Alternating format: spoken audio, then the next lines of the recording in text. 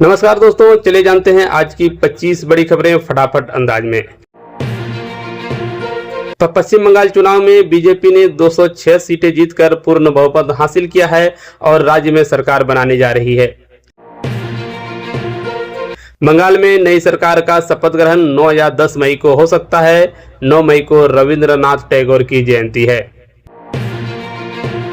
जीत के बाद कोलकाता, हावड़ा, नादिया और आसनसोल में बीजेपी कार्यकर्ताओं ने जमकर आतिशबाजी की। नतीजों के बाद हिंसा की आशंका को देखते हुए बंगाल के संवेदनशील इलाकों में भारी सुरक्षा बल तैनात किए गए हैं। ममता बनर्जी की पार्टी टीएमसी महज 80 से 81 सीटों पर सिमट गई है, जो 100 का आंकड़ा भी नहीं छू पाई। बंगाल में देश की सबसे बड़ी विपक्षी पार्टी कांग्रेस को महज 2 सीटें मिली हैं।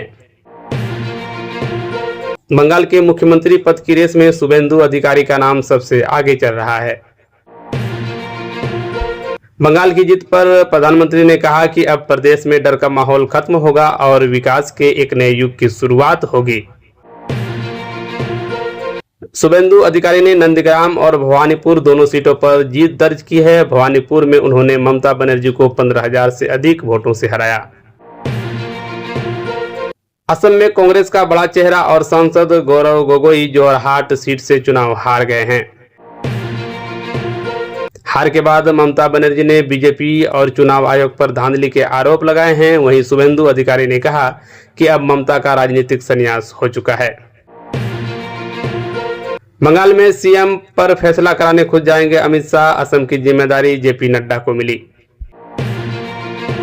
बिहार में 7 मई को सम्राट चौधरी कैबिनेट का विस्तार होगा।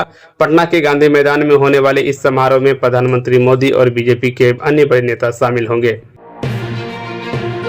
मुख्यमंत्री ममता बनर्जी भवानीपुर सीट से चुनाव हार गई हैं। उन्हें शुभेंदु अधिकारी ने करीब 15,000 वोटों से हराया।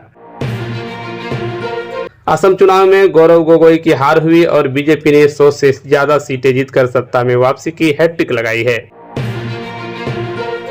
तमिलनाडु में थलपति विजय की पार्टी टीवीके 108 सीटें जीतकर राज्य की सबसे बड़ी पार्टी बनकर उभरी है। यूनाइटेड डेमोक्रेटिक फ्रंट यूडीएफ ने केरल में जोरदार वापसी की है, जिससे राज्य की राजनीति में बड़ा उलटफेर हुआ है। कांग्रेस ने बंगाल में बीजेपी की जीत को फर्जी करार देते हुए इसे चुनाव आयोग और सुरक्षा बलों की मनमानी बताया है।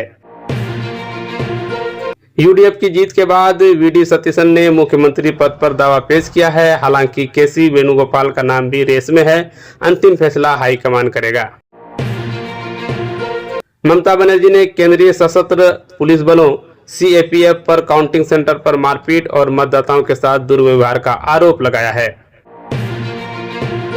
5 राज्यों में चुनाव नतीजों के बाद आम आदमी पार्टी ने देश भर में सड़कों पर उतरकर आंदोलन को और तेज करने का आह्वान किया है।